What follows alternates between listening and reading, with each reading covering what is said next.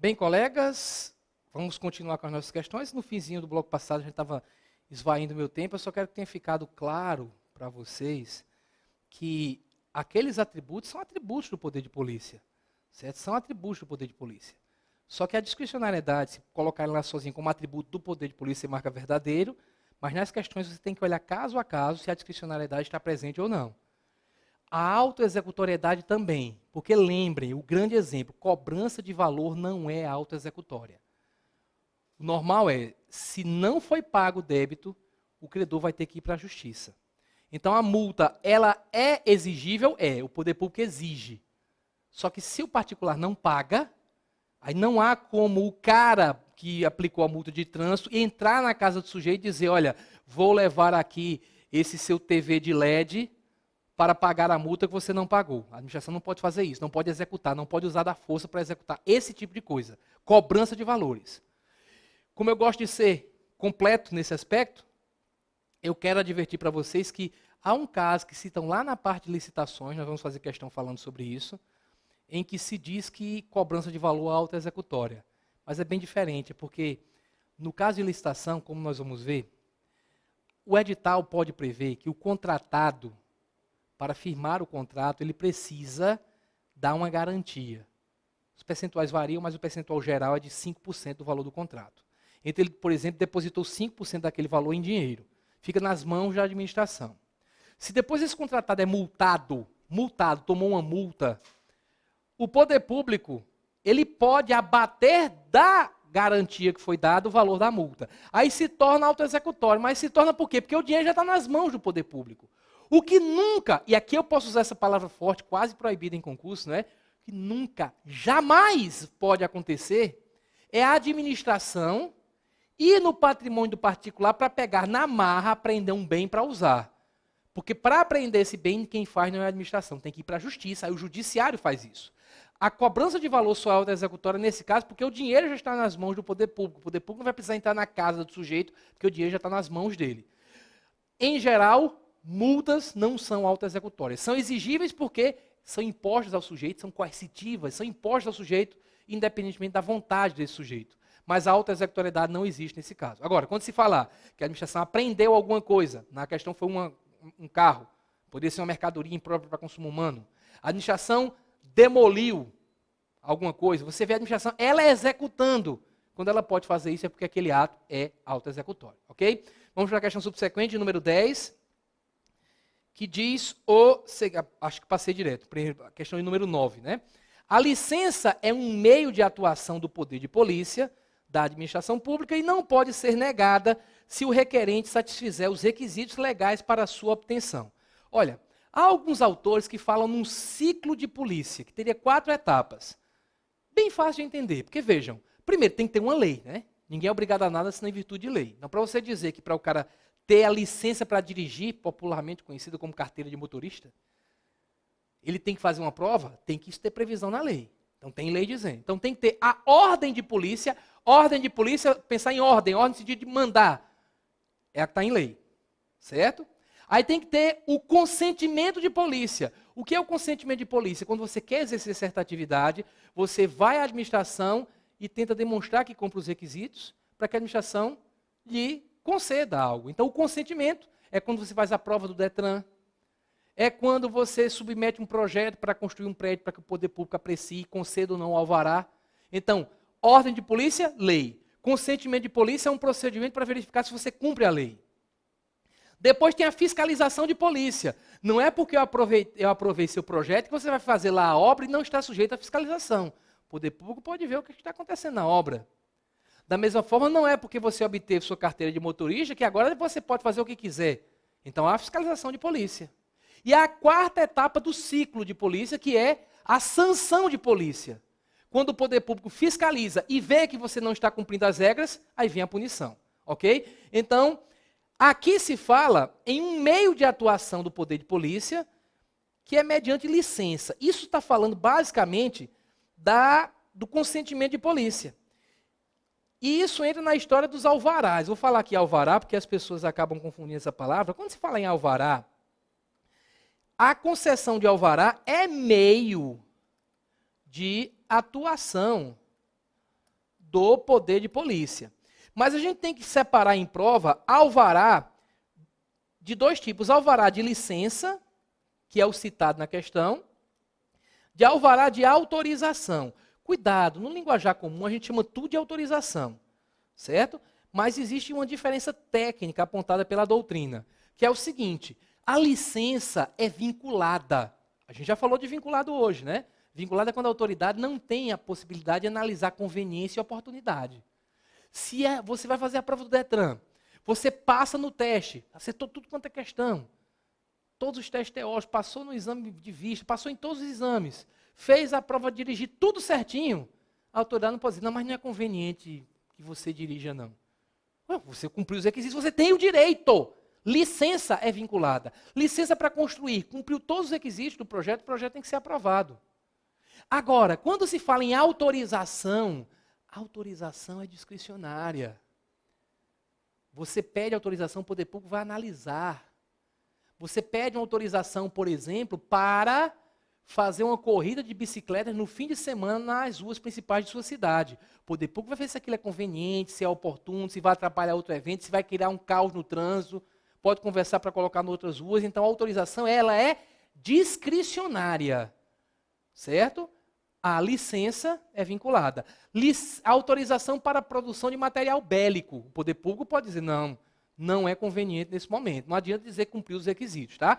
A questão falou que a licença é um meio de atuação do poder de polícia, tanto a licença quanto a autorização, os alvarás são meios de atuação do poder de polícia. Atua em que fase, pessoal? Na fase do consentimento de polícia. Você vai consentir. E não pode ser negada, significa o quê? Tem que ser deferida na marra, não é discricionário, é vinculado. Se o requerente satisfizer os requisitos legais para a sua obtenção. Exatamente, olha. Licença, como eu falei para vocês, é vinculado. Pensa na licença para dirigir. Você cumpriu os requisitos, a administração não pode negar a expedição da habilitação para você. Ok? Então, questão de número 9, verdadeira, marquem-na desta forma. Questão de número 10, diz o seguinte: o poder de polícia é prerrogativa conferida à administração que pode condicionar e restringir o uso e o gozo de bens, atividades, direitos individuais. Preste atenção ao seguinte, olha, poder de polícia conferido à administração é polícia administrativa. Como eu falei para vocês, ela incide sobre bens, atividades, direitos. Quando se fala em polícia judiciária, que é aquela que você conhece mais até, porque você está concorrendo a um órgão de polícia judiciária, certo? Ela é exercida principalmente sobre pessoas. E cuidado, porque quando se fala polícia judiciária, não é porque integra o judiciário, não. Você sabe que a polícia integra o poder executivo. Sabe aquelas políciazinhas vagabunda pequenininha lá? Vagabunda no sentido, não é falando mal da bichinha, não. É pouca coisa. Polícia legislativa, é outra história. Mas a Polícia Federal, a Polícia Militar, a Polícia Civil, são instituições grandes, polícia corporativa, e quando a gente fala em polícia judiciária, alguns acham estranho porque ela não integra o judiciário, fazem parte do executivo, estão subordinados ao chefe do executivo, aos governadores ou ao presidente da república, certo? Mas é porque ela é o braço judiciário, é o braço de força do judiciário. Porque o juiz manda prender, mas quem vai lá prender o cara é a PF. Quem vai lá prender o cara é a Polícia Militar, a Polícia Civil. Então, no final das contas, é o braço judiciário, mas ela não integra o poder judiciário, tá? Mas vamos lá. Aqui está certinho. Poder de polícia é prerrogativa conferida à administração. Então, quando falou administração, está falando da polícia administrativa. Quando falou em condicionar e restringir o uso e o gozo de bens, atividades e direitos individuais em benefício do interesse público, definiu claramente o poder de polícia administrativa de maneira semelhante ao que está no Código Tributário Nacional, artigo 98. Desculpa, artigo 78. Restringir esses direitos. Então, está claro que aqui está falando em polícia administrativa. É fundamental, pessoal, quando se começar a falar em polícia, em poder de polícia, você detecte logo de que polícia está falando. Se for falar em investigação criminal, está falando da polícia judiciária. Se falar que ela é exercida sobre bens, direitos, atividades, para defender o interesse público, é polícia administrativa, certo? Então aqui falou claramente em polícia administrativa. Isso é fundamental para responder a questão, porque diz, sendo exercido esse poder de polícia administrativa pela polícia civil no âmbito estadual e pela polícia federal no âmbito da União. Isso aí é para atrapalhar quem não entende a diferença, porque polícia civil e polícia federal são da polícia judiciária. que é uma polícia que é exercida sobre pessoas, ela atua na seara criminal, fundamentalmente, investigando ilícitos criminais, certo? Ela atua fazendo algo que chamam de persecução penal, é o poder que o Estado tem de punir alguém que cometeu crimes, contravenções.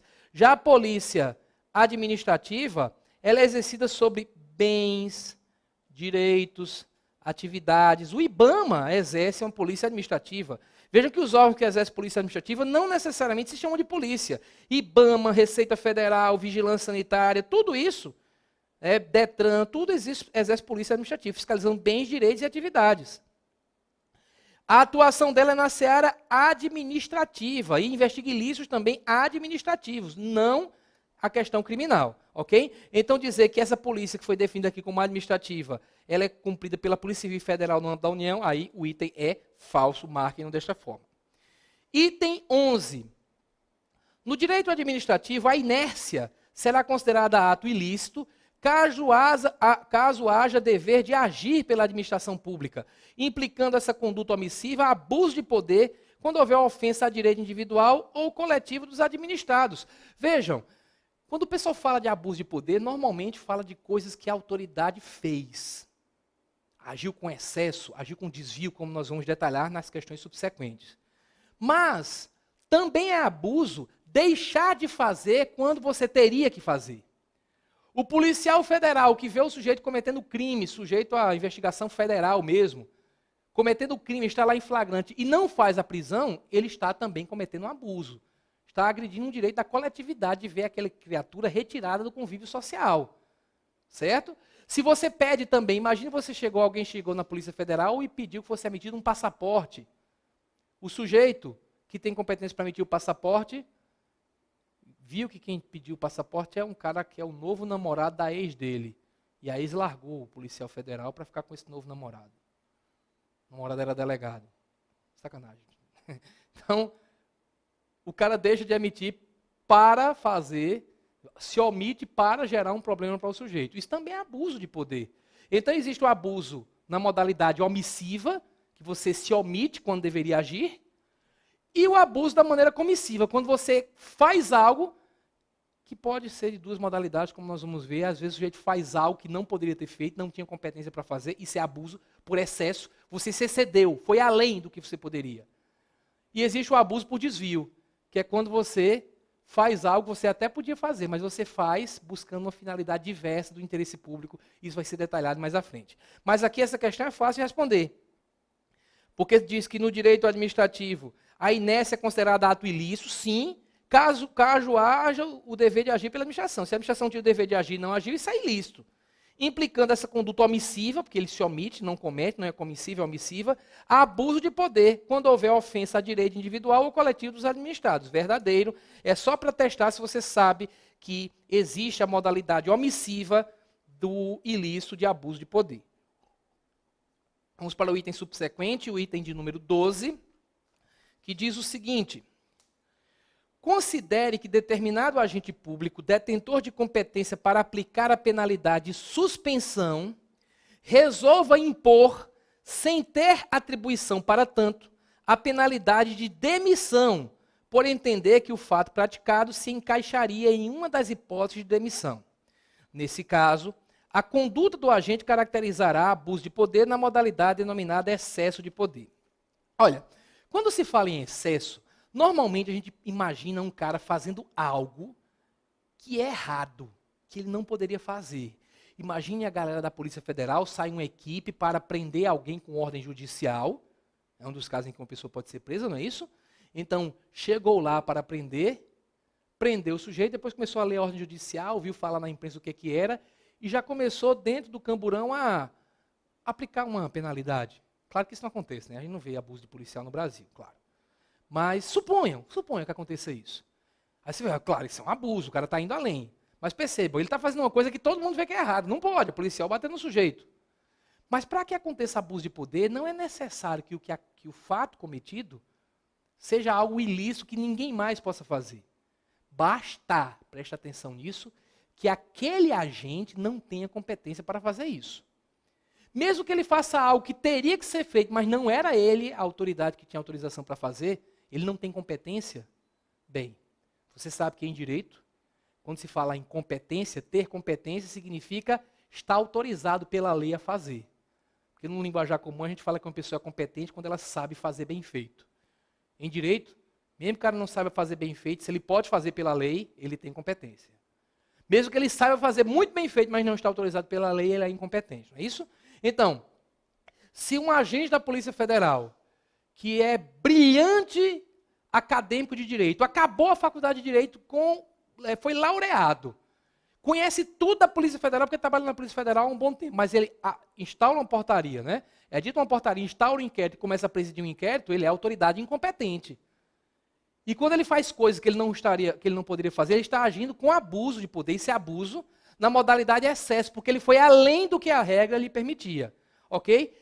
Na questão que a gente está analisando, se fala de uma autoridade que tinha competência para suspender alguém. Quando estivermos olhando a Lei 8.112, fazendo questões sobre a lei, nós vamos perceber que as punições que são previstas para os agentes públicos que agridem seus estatutos, as punições, elas são aplicadas por autoridades diferentes, dependendo do tipo de punição. Por exemplo, se diz que na esfera federal, a punição de demissão é aplicada pelo presidente da República. Só o capo de tutti capi, o chefe de todos os chefes, como diriam os mafiosos italianos, é que pode aplicar a pena capital, matar o sujeito, tirá-lo do serviço público. Só que o presidente delegou, o judiciário tem aceito isso, mas na prova se diz, o presidente da República. Aí você tem suspensão de até 30 dias, tem até o chefe da repartição pode aplicar. Acima de 30 dias e até os 90, você tem a autoridade abaixo do presidente da República. Então você tem o que chamam de alçada. Já ouviu falar dessa palavrinha? Não é da sua alçada. Quando eu digo não é da sua alçada, eu estou querendo dizer que não é da sua conta. Você não pode fazer isso. Quando eu digo a autoridade tal pode aplicar pena de suspensão de até 90 dias, a alçada dela é essa. Acima disso, se ela viu, opa, esse caso é de demissão, ela tem que mandar o processo para quem pode demitir, porque ela não pode fazê-lo. Foi o que aconteceu aqui. A competência da autoridade era para, no máximo, suspender. Só que a autoridade resolveu demitir. Isso é o caso, por entender que era caso de demissão. Nesse caso, a conduta do agente caracterizará abuso de poder, sim, mesmo que o caso fosse demissão mesmo. Porque o problema não é da demissão, o problema é da autoridade não poder demitir. Certo? Na modalidade denominada excesso. Chegou a hora de comentarmos isso. Quando se falar em abuso de poder, pode acontecer, na maneira comissiva, de duas formas. Ou por excesso, quando a autoridade praticou um ato que foi além do que ela poderia fazer, foi o que aconteceu aqui, o cara poderia até suspender, mas foi além, então houve excesso de poder. Ou pode acontecer por desvio de poder. Ou, às vezes chamam, é a mesma coisa, desvio de finalidade. O que é desvio de poder ou desvio de finalidade? É quando a autoridade tem competência para praticar o ato, tem competência, portanto não há excesso, mas pratica esse ato para uma finalidade diversa da que é prevista na lei de competência. Certo? Então, eu tenho competência como agente de trânsito para estar lá no semáforo e ficar orientando o trânsito, mesmo contrariando o que está lá na luz. Está lá vermelho, eu posso mandar passar. Mas se eu usando desse poder, eu tenho competência para fazer isso, aí depois eu vejo aquele cara. Não aconteceu comigo não, tá? Dei 2 exemplos iguais hoje. Aquele cara que tomou minha namorada. Pô, chegou o cara, tá ali parado, eu vou deixar ele parado aí meia hora. Passa essa rua aqui. Passa, passa aquela outra, tal. Passa esses carros que estão nessa fileira, deixa só ele. Ele está agindo com desvio de finalidade. Isso também é abuso de poder. Certo? Vejam, ele tem competência para fazer isso. Ele é a autoridade competente para comandar o trânsito naquele local.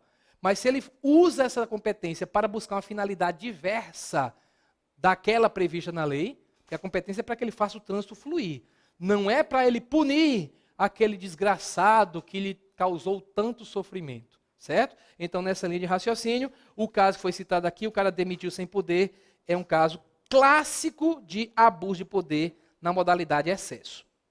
Bem, questão de número 13, caracteriza desvio de finalidade, ou desvio de poder, que nós acabamos de citar, espécie de abuso de poder, certinho, como nós fizemos até o gráfico, a conduta do agente que, embora dentro de sua competência, porque se não tivesse dentro da competência seria excesso, tá? Então ele está dentro da competência, se afasta do interesse público que deve nortear todo o desempenho administrativo para alcançar fim diverso daquele que a lei lhe permitiu, verdadeiro, como no exemplo que eu citei do sujeito segurar o trânsito só para sacanear com o cara que tomou sua bela namorada. Bem, então questão de número 13, verdadeira, marquem desta forma. Questão de número 14, o abuso de poder se configura apenas quando a autoridade pratica o ato, embora não possua competência para tal. Quando pratica sem possuir competência para tal, você tem abuso na modalidade excesso.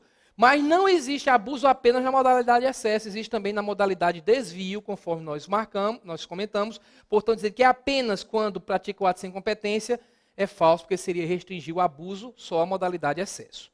Então, item falso, marquem-no desta forma. Item de número 15. O silêncio da administração é forma de manifestação da vontade, significando seu consentimento tácito. Bem, de vez em quando o pessoal gosta até de colocar no edital como tópico, assim, bonito, parece nome de filme. Veja como parece nome de filme. O silêncio no direito administrativo.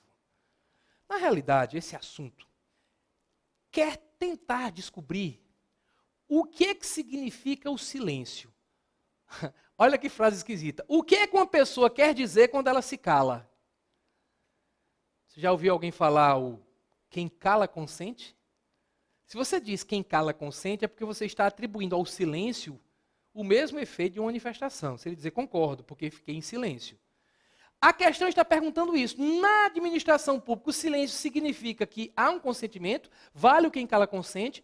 A resposta é nem sempre. O silêncio na administração pública tem o significado que a lei lhe der, se houver lei dizendo. Se a lei não disser nada e a administração tinha que agir e ficou calado, o que é que você faz? Vai para a justiça para obrigar ela a falar algo. Porque você não pode nem dizer que aquilo equivale a um consentimento, nem dizer que aquilo equivale a uma negação. Você pediu uma certidão negativa num órgão público, a administração não deu a certidão, não falou nada. Você pode agora dizer, pronto, então ela disse que eu não estou devendo nada. Não, você vai ter que brigar na justiça para que eles peçam a certidão. Agora, há casos raros em que a lei dá efeito ao silêncio. Por exemplo, há uma regra que está na lei de parcelamento e uso do solo urbano, que eu não vou detalhar porque não faz parte do programa de vocês, mas que diz assim, se você quer parcelar um solo no município, você tem projetos para fazer obras, você faz o projeto e entrega à prefeitura, a prefeitura tem um prazo para analisar. Se ela não disser nada naquele prazo, significa que ela denegou, indeferiu o seu pedido. Ou seja, é o quem cala, dissente, não concorda. A lei deu o efeito ao seu silêncio. Há um caso também em matéria tributária, direito tributário é filho do direito administrativo, tá? E que diz que quando você paga um tributo na modalidade de lançamento por homologação, que eu não vou explicar, é que você calcula o tributo e paga antecipado, a administração tem 5 anos para analisar. Se ela passar 5 anos e não disser nada, é porque ela concordou que o pagamento está certo. É o quem cala consente. Em suma, o silêncio não tem nenhum significado a priorístico. Lembrar que a priorístico vem de a priori. Você não pode a priori dizer, já que calou, consentiu. Ou já que calou, dissentiu. Só vai haver um significado se a lei der. A questão aqui é genérica. O silêncio da administração é forma de manifestação da vontade, significando seu consentimento tácito. Só é consentimento tácito se a lei der, se a lei disser isso. Às vezes é dissentimento tácito, às vezes não tem significado algum, então o item aqui é falso. Marquem-no desta forma. Item de número 16. Não se decreta a invalidade de um ato administrativo quando apenas um entre os diversos motivos determinantes não está adequado à realidade fática. Essa questão, ela aborda a famosa teoria dos motivos determinantes. A ideia é a seguinte: se a administração pública, o administrador, bota no papel os motivos do ato que ele está praticando, na maioria dos atos ele tem que botar no papel, tá? Mas alguns atos não precisam ser motivados, como por exemplo, exoneração de um servidor que ocupa cargo em comissão. Pode botar na rua. Mas se você disser quais são os motivos, o ato só é válido se o motivo for verdadeiro. Não se respeita, obviamente, a mentira. O administrador motivou o ato dizendo, olha, o motivo é esse. Aí eu pratico certo ato. Se o motivo for comprovadamente falso, o ato é nulo. Teoria dos motivos determinantes. Muito bem, isso é bastante cobrado em prova, bastante tranquilo até. Só que essa questão inovou, cobrou algo que foi decidido pela STJ que já gerou muita dúvida. Que é o seguinte, e se a administração aponta alguns motivos para praticar um ato, apontou vários, e praticou o ato. E mais à frente se descobriu que um daqueles motivos ou é mentira ou não estava presente. No caso concreto, que vocês vão ver que tem um caso aqui que não está presente, mas não é mentira exatamente. Mas vamos dizer, se um dos motivos não se aplica, você anula o ato pela teoria dos motivos determinantes? Se for mentira mesmo, você apontou 5 motivos, um era mentira. Você vai manter o ato? Olha, eu gosto de fazer uma imagem mental aqui. É como se, quando a gente fala o que sustenta o ato são os seus motivos. Então, diz quais são os motivos. Os motivos estão lá, olha, eu sou o motivo que sustenta esse ato. Esse ato existe porque está fundamentado em mim. Eu sustento esse motivo. Se você tirar um motivo e os outros forem suficientes para justificar aquele ato, para sustentar aquele ato, o ato fica. O caso que gerou essa questão, gerou uma decisão do STJ e, por conseguinte, essa questão, aconteceu numa cidadezinha no interior de Minas Gerais. Ou melhor, repercutiu para lá. Porque o ato que foi editado foi um ato do Tribunal de Justiça de Minas, que, olha que coisa interessante, proibiu o atendimento telefônico, informações processuais serem passadas por telefone. Por quê? Aí apontou vários motivos. Os famosos considerandos. Considerando isso, considerando aquilo outro. Então a administração disse, olha, considerando que você tem que dar prioridade a quem vai lá presencialmente, não pode ficar atendendo telefone quando a pessoa se deslocou até lá, considerando que isso é uma praxe viciosa, ficar atendendo por telefone, considerando a insuficiência de servidores, tem pouca gente, não dá para deixar uma pessoa só atendendo telefone, considerando que essas informações estão todas disponíveis na internet, com base em tudo isso, decide que fica proibido o fornecimento de informações processuais via telefone. Isso aconteceu concretamente em Minas Gerais. Só que o pessoal foi brigar na justiça por conta de uma pequena cidade, não lembro o nome, do interior de Minas, em que não existia, não sei se existe agora, mas naquela época não tinha o serviço de internet. Então o pessoal disse, olha, esse motivo aqui não existe. O principal motivo é porque as informações estão disponíveis na internet. Então esse ato não pode ser aplicado aqui, ele tem que ser parcialmente anulado, digamos assim, tem que ser retirado, não se aplicar aqui. Bem, chegou no STJ, o STJ disse que não se invalida o ato, porque existem outros motivos. Naquela pequena cidade também havia carência de servidor, aqui também seria praxe viciosa. Então, como esses motivos, até individualmente, já seriam suficientes para adotar aquela medida, o ato foi mantido. Então, diante desse exemplo, percebam o que diz a questão, que ela foi cobrar exatamente isso. Não se decreta a invalidade, ou seja, não se anula um ato administrativo, quando há apenas um entre os diversos motivos determinantes, não está adequado à realidade fática. Na realidade fática, a realidade dos fatos daquela cidade, realmente não existia a internet. O motivo não está adequado. Mas era apenas um. Os outros motivos existem, portanto, o ato não é inválido. Desculpa, a questão, portanto, é verdadeira. Né? Não se decreta a invalidade. Item verdadeiro. Questão de número 17. A finalidade dos atos administrativos é sempre um elemento vinculado, pois o fim desejado por qualquer ato administrativo é o interesse público. Esse item 17, vou analisar em conjunto com o 18, vou logo avisar que é verdadeiro. E aqui a gente tem uma divergência doutrinária. E é lindo quando isso acontece, porque a gente usa nosso saber concurseiro. Né? Como um autor diz uma coisa, outro autor diz outra, como é que eu marco na prova? O que todo mundo se preocupa, né, quando vê essa divergência. O que acontece? A teoria mais usada até hoje em provas sobre os elementos dos atos administrativos é a do L. Lopes Meireles. E ele diz aquilo que eu comentei em questão passada, se não me engano, lá no primeiro bloco. Competência, forma, finalidade, esses 3 elementos são sempre vinculados. Quer o ato seja vinculado, quer o ato seja discricionário. Quando o ato é discricionário, a discricionariedade exige no elemento motivo e no elemento objeto. Então, finalidade seria sempre vinculada. Mas sempre vinculada, por quê? Porque sempre a finalidade é a busca do bem comum. Mas como eu falei para você, o poder público às vezes decide, olha, para o bem comum é melhor que esse ato seja praticado assim ou assado. Aí você tem uma variação no objeto. Bem comum, eu tenho uma grana aqui para aplicar, é melhor investir em segurança ou investir mais em saúde? Vejam, a finalidade é o interesse público, mas existe a finalidade concreta daquele ato. Finalidade pública, interesse público na área de segurança. Então, às vezes você tem maneiras diferentes, finalidades diferentes que você pode atingir, melhorar a saúde, melhorar a segurança pública, e as duas são interesses públicos. Quando um ato ele é criado só para certa finalidade, você tem uma finalidade específica. Por exemplo, o exemplo mais citado em prova, remoção. Por que eu vou tirar um servidor do Rio e transferi-lo, que seria remover o correto, para João Pessoa? É porque está faltando gente em João Pessoa, ou por conta de um problema de saúde desse servidor, ou porque tem os motivos. Agora, remover ele para punir, não pode, isso é desvio de finalidade. O servidor fez algo de errado, abre processo. Punição é o quê? Advertência, suspensão, demissão, mas não remoção. Certo? Então, quando o ato tem uma finalidade específica, você só pode usá-lo para aquela finalidade. Aí, não há dúvida que há vinculação. Remoção só para aquelas finalidades. Mas o servidor fez algo de errado, é interesse público em puni-lo. Mas você não pode punir por meio de uma remoção. Então, pensando dessa forma, a gente tem que lembrar o seguinte. Quando a banca disser secamente assim, que finalidade é um elemento vinculado, porque a finalidade de todo ato é o interesse público, você marca verdadeiro.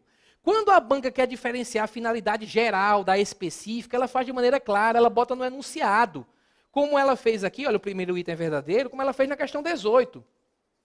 Alguns doutrinadores entendem, tenha o feeling pessoal, o tato, o saber concurseiro, de perceber, quando a banca começa dizendo, alguns doutrinadores entendem, o que ela vai falar é algo que muito provavelmente contraria até o que você leu na doutrina dominante.